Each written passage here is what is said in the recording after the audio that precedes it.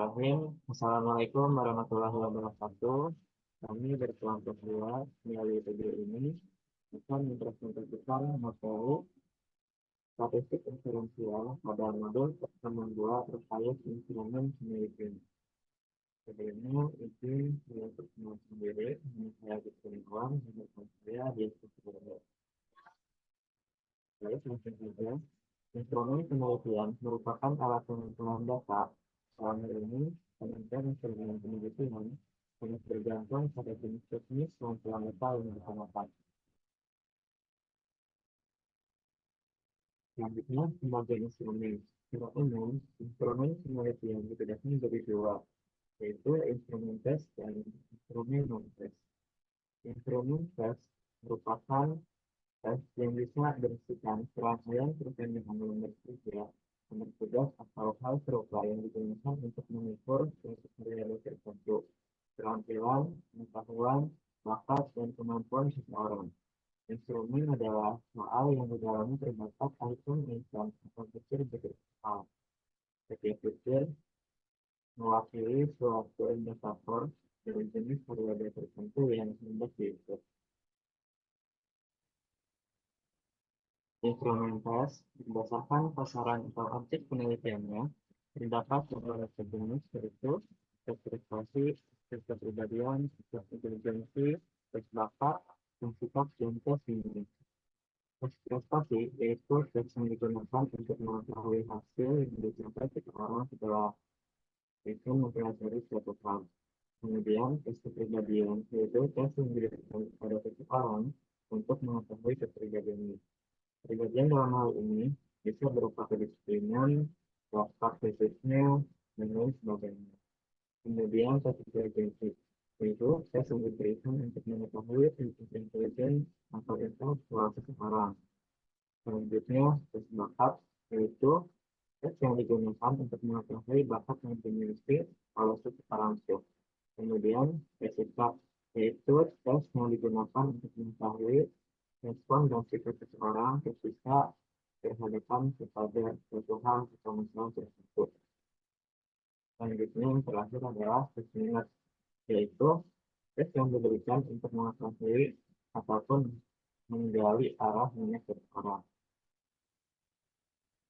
Terdapat beberapa tahapan yang sebaiknya dilakukan dalam mengembangkan sebuah instrumen tes. Maka langkah tersebut dilakukan pada instrumen untuk melakukan prinsip evaluasi secara tepat dan memenuhi kriteria yang valid. Langkah pengembangan tersebut diantaranya adalah yang pertama, mengidentifikasi variabel yang hendak diukur dengan tes tersebut, misalnya hasil belajar atau learning outcome. Kemudian yang kedua, yaitu merumuskan atau menentukan jenis tes yang sesuai. Yang ketiga, membuat spesifikasi tes sebagai acuan dan arah pengembangan instrumen tes. Dan yang terakhir adalah membuat tes. Secara umum, instrumen tes dibagi menjadi dua, yaitu tes objektif dan tes subjektif. Tes objektif adalah salah satu jenis tes yang menyediakan kemungkinan respon atau jawaban-jawaban yang akan dipilih oleh peserta tes. Kemungkinan jawaban tersebut tidak ada atau tersedia dalam tes, sehingga peserta hanya perlu memilih salah satu dari alternatif jawaban yang telah disediakan dalam tes tersebut. Kemudian tes objektif, yaitu tes yang berupa soal esai atau uraian. Tes uraian adalah jenis tes di mana responden diminta untuk memberikan jawaban berupa uraian ataupun kalimat yang umumnya relatif panjang. Tes uraian mengandung suatu tes atau pertanyaan yang jawaban atau penelitiannya meminta responden untuk mengekspresikan apa yang ada dalam pikirannya. Baik, materi selanjutnya akan kita bahas mengenai instrumen non-tes. Instrumen non-tes tidak menghasilkan respon yang dapat dilihat benar atau salah. Tujuan instrumen lebih kepada untuk mengetahui fakta, permasalahan, ataupun variabel tertentu melalui suatu instrumen yang dapat dikembangkan. Ada beberapa jenis instrumen non-tes, diantaranya ada kuesioner atau angket, lalu ada pedoman wawancara, dan lembar observasi.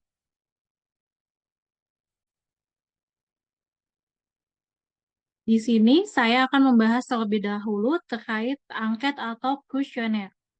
Angket atau kuesioner sendiri adalah metode atau teknik pengumpulan data. Kuesioner berbentuk daftar pertanyaan maupun pernyataan akan tergantung dengan kondisi atau kebutuhan yang ingin diketahui oleh peneliti.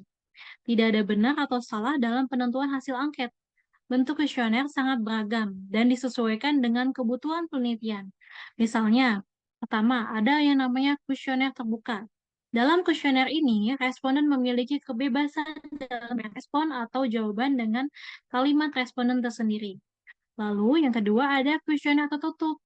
Dalam kuesioner tertutup, responden hanya memilih pilihan jawaban yang sudah disediakan dalam kuesioner. Kuesioner seperti ini merupakan kuesioner berbentuk pilihan ganda.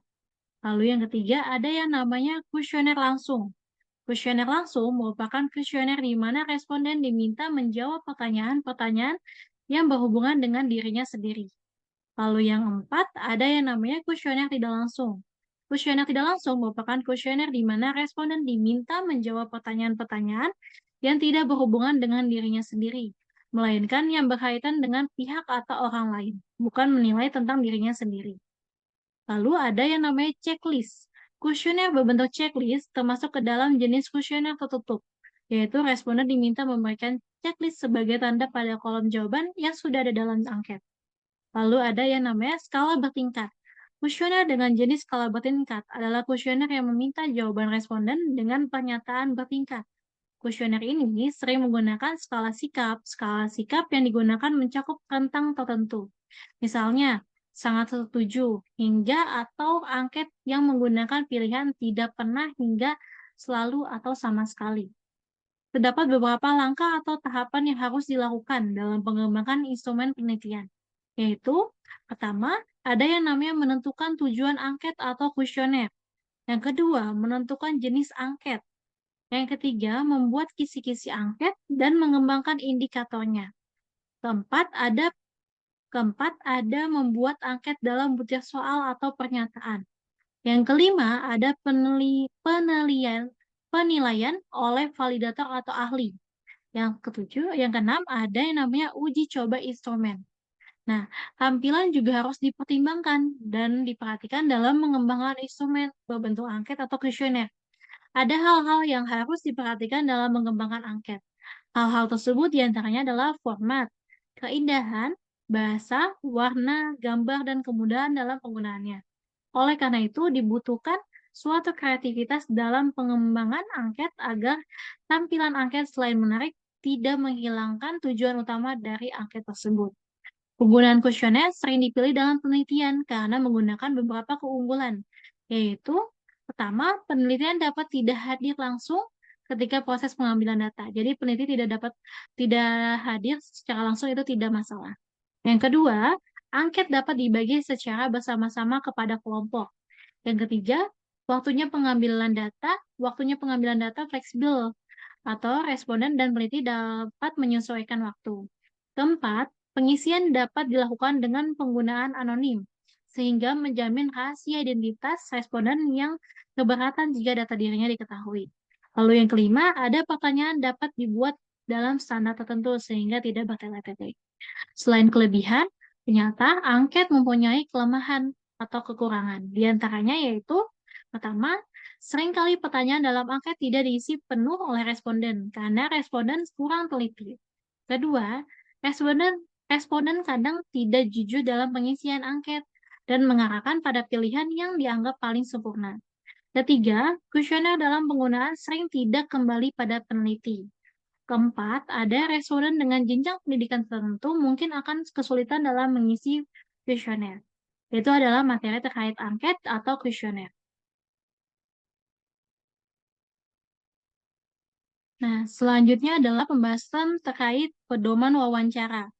Wawancara merupakan salah satu metode atau teknik pengambilan data untuk mendapat informasi dari responden, termasuk ketika peneliti ingin mengetahui keadaan mendalam dari suatu hal atau masalah. Dalam penelitian kualitatif, peneliti mempunyai fasilitas yang dapat digunakan dalam proses pengambilan data, yaitu mulut untuk berkomunikasi, melakukan wawancara, telinga untuk mendengar, dan anggota tubuh lainnya. Komunikasi menjadi kegiatan utama dalam proses wawancara. Wawancara disebut sebagai kegiatan dua arah melalui percakapan antar pewawancara dengan orang yang diwawancarai untuk menggali informasi dari orang yang diwawancarai tersebut. Dalam pelaksanaannya, interview dapat dilakukan secara bebas, akan tetapi tetap berarah. Bebas dimaknai bahwa pewawancara bebas memberikan pertanyaan kepada orang yang diwawancarai tanpa harus membawa pedoman wawancara. Kekuatan utama dalam proses interview adalah kemampuan seorang interviewer dalam perannya sebagai pewawancara. Pewawancara harus mampu menciptakan suasana yang nyaman, tentram, santai, dan bersahabat agar sumber data atau responden dapat memberikan informasi yang jujur. Pewawancara harus mampu mendorong responden agar memberikan informasi yang benar, valid, dan jujur tanpa unsur paksaan. Responder harus dibuat terdorong untuk mengeluarkan informasi yang akurat, benar, tanpa merasa diminta secara paksa atau bahkan mengada-ngada cerita. Dalam penggunaannya, interview atau wawancara diklasifikasikan ke dalam beberapa jenis, yaitu wawancara terstruktur dan tak terstruktur. Yang pertama, yaitu wawancara terstruktur. Wawancara terstruktur dikenal juga dengan istilah wawancara terkendali. Wawancara ini didasarkan pada suatu daftar pertanyaan yang telah ditetapkan sebelumnya. Dalam wawancara terstruktur, pewawancara memberikan pertanyaan berdasarkan list pertanyaan yang sudah disiapkan dalam pedoman wawancara. Responden diminta memberikan yaitu spesifik dan terbatas. Ada kalanya pewawancara juga bisa menggunakan metode terbuka sehingga tidak mengharuskan adanya keteraturan. Pertanyaan bisa diperluas dan disesuaikan, akan tetapi tetap tidak melenceng dari rambu-rambu pedoman wawancara yang sudah disiapkan. Teknik wawancara terstruktur dipilih untuk mengurangi kemungkinan adanya kesalahan dalam wawancara. Pewawancara tidak dibebani dengan melafal pertanyaan-pertanyaan, dikarenakan semua hal yang ditanyakan sudah terlist rapi dalam pedoman wawancara. Seorang pewawancara juga harus menyadari karakter responden yang beragam. Lalu, ada yang namanya wawancara tidak terstruktur. Tadi kan wawancara yang terstruktur. Sekarang yaitu wawancara tidak terstruktur. Wawancara tak terstruktur adalah wawancara yang bebas. Bebas dalam hal ini adalah peneliti tidak menggunakan instrumen pedoman wawancara. Berdasarkan sifat dasarnya pada wawancara tidak terstruktur ini akan memberikan keleluasaan dalam wawancara. Wawancara tetap dapat penggunaan pedoman, akan tetapi pedoman hanya berisi garis besar permasalahan yang akan dinyatakan kepada responden.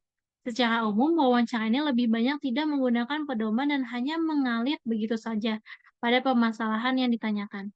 Wawancara tidak terstruktur sering digunakan dalam kegiatan penelitian pendahuluan. Tujuan untuk mengetahui informasi yang lebih mendalam berkaitan dengan masalah yang akan diteliti sehingga dasar yang digunakan untuk melatar belakangi penelitian lebih kuat. Pewawancara harus mampu berkomunikasi dengan baik, menciptakan suasana yang nyaman dan santai agar jawaban atau tanggapan yang diperoleh dari responden atau pihak yang diwawancarai sesuai dengan maksud pertanyaan dari pewawancara. Materi selanjutnya akan saya bahas terkait lembar observasi.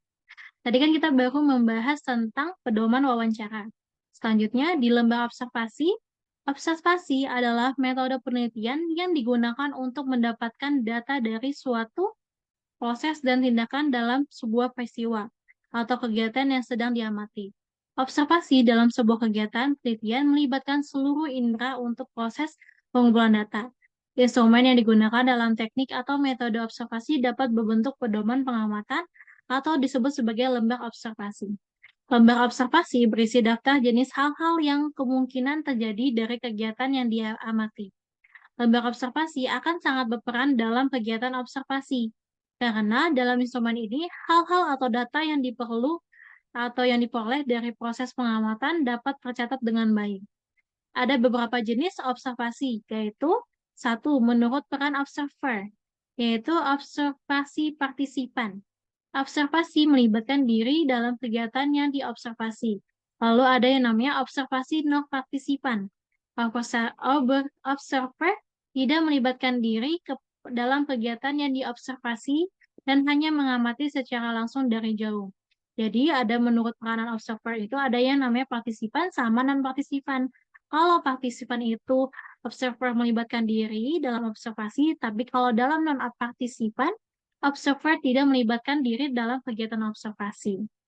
Lalu ada observasi kuasai partisipan. Observer seakan-akan turut berpartisipasi, padahal ia hanya berpura-pura ikut serta agar bisa mengamati secara lebih dekat. Lalu ada menurut situasinya. Menurut situasinya ada 3, yaitu free situation, atau observasi dilakukan tanpa adanya batasan waktu, dilakukan dalam situasi yang bebas, dan tidak terdapat hal-hal yang membatasi proses jalannya observasi. Lalu ada yang namanya manipulate situation, yaitu observasi dengan situasi yang sengaja dibuat, diciptakan, dan bersifat terkontrol. Lalu ada partially controlled situation, yaitu keadaan observasi antara free situation dan manipulate situation. Nah, seperti halnya instrumen lain, instrumen observasi juga memiliki beberapa kelebihan, yaitu dapat mengetahui kejadian-kejadian yang bersifat penting secara langsung. Lalu, merupakan metode yang mampu mendapatkan berbagai gejala data secara langsung dan menyeluruh. Ketiga, kegiatan observasi oleh observer tidak terlalu menuju hal-hal yang terlalu tinggi, hanya mengalir dan mengamati apa hal-hal yang terjadi. Sedangkan kelemahan dalam instrumen ini adalah, pertama, sering ada gangguan muncul dari luar tujuan pengamatan sehingga beberapa kejadian tidak tercatat dengan baik. Kedua, ada tugas observer dapat terganggu karena observer membutuhkan konsentrasi yang cukup tinggi. Ketiga, adanya keterbatasan pada waktu atau durasi kegiatan berlangsung. Untuk meminimalisir kelemahan yang muncul dalam metode observer, dapat ditempuh dengan cara menyembunyikan kegiatan observasi kepada objek penelitian. Dengan demikian, objek penelitian tidak mengetahui bahwa dirinya sedang diobservasi. Itu adalah lembar pengertian tentang lembar observasi.